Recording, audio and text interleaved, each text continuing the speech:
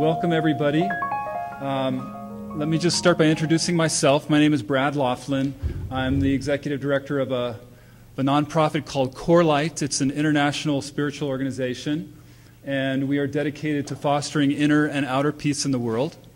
We believe in the truth of all religions. We believe that there are many paths to the same destination.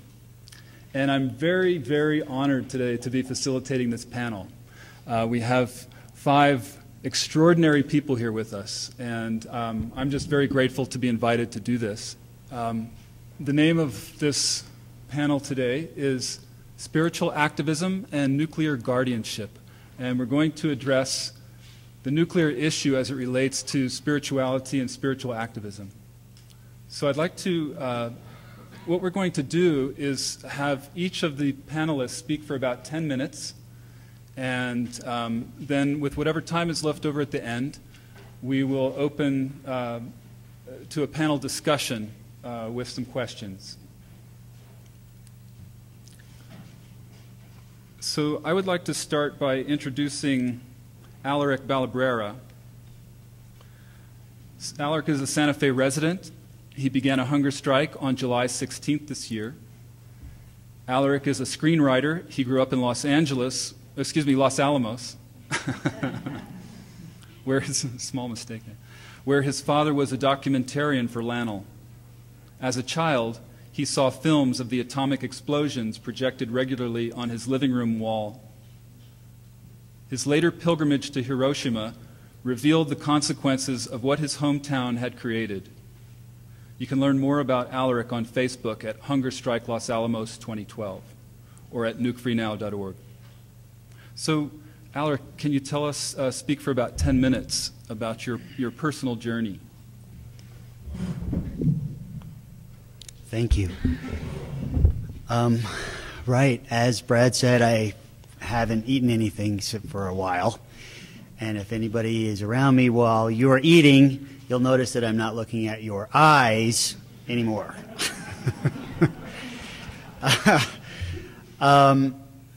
I grew up in Los Alamos, and it's a very different place to grow up.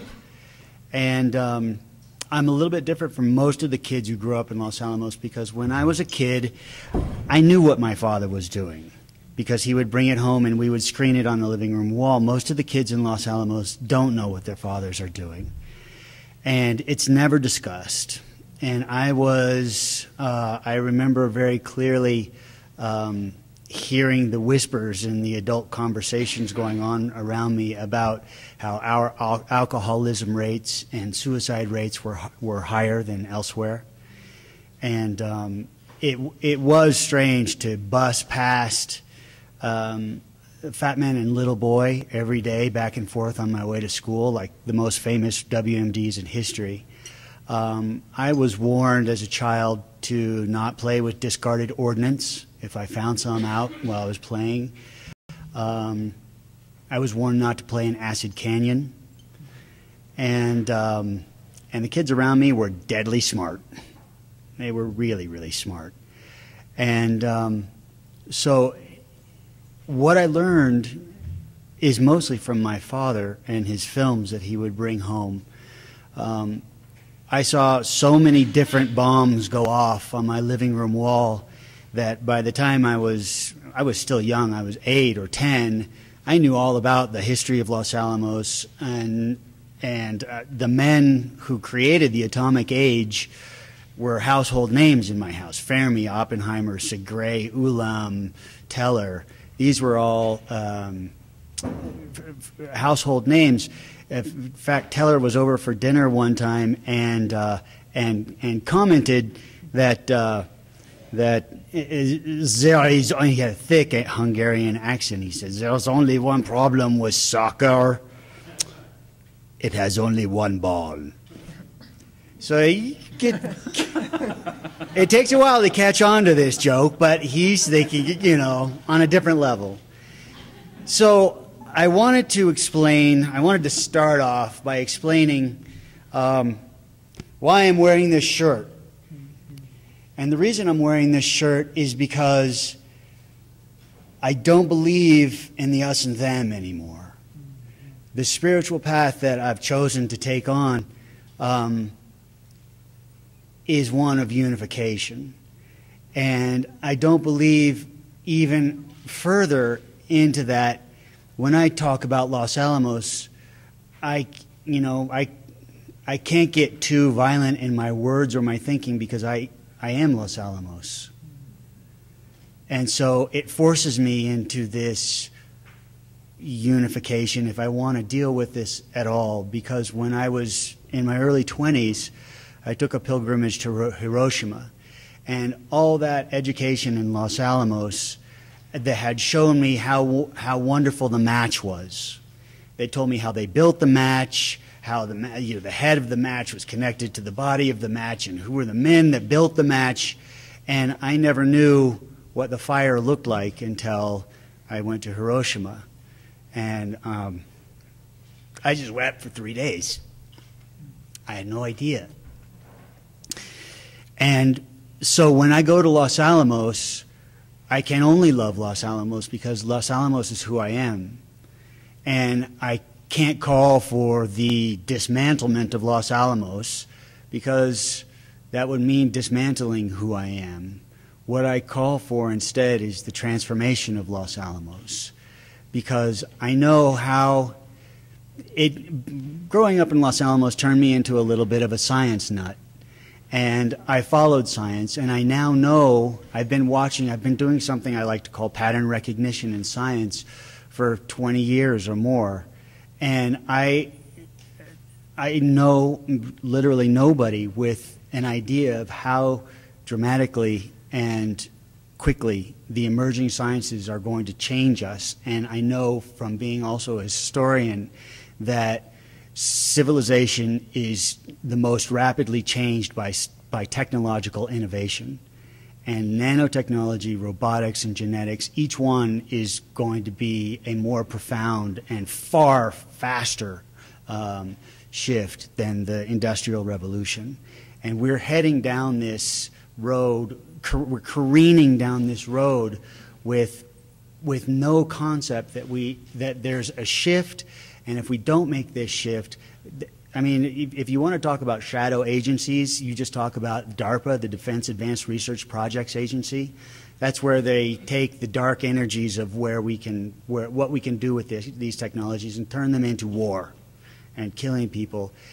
Or we could take what we know and choose another direction, a direction that literally would allow us to create paradise on Earth.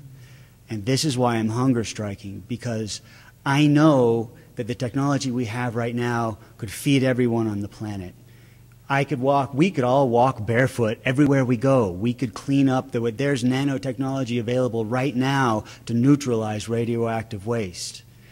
This is why I'm hunger striking, because I believe that it's possible for us to shift the direction before it's too late. And for that shift to happen in the world outside, it has to happen inside me first. So I'd also like to say that this last 20 days have been some of the most amazing days in my life, and I find myself, as a friend just put it, because I didn't have words for the gifts that had fallen on me in the last 20 days. Spirit has somehow showered me with love and support in the form of all these beautiful people. And I find myself transformed with love because of this action that I'm taking. And I find that, and I know that hatred can't cure love, and the desire to dismantle something else, hatred can't cure violence. And what they're doing, we like to think of Los Alamos as I've heard people refer to it, Mordor, right? And that would be plutonium is the ring of power, but you can't transform it with hatred, and you can't transform it with violent thoughts. The only thing that can transform it, as far as I know, is love. And to me, that feels like a spiritual path. So I call it a spiritual path, and that's the one that I'm walking. And the energy that I find on this path is transformative.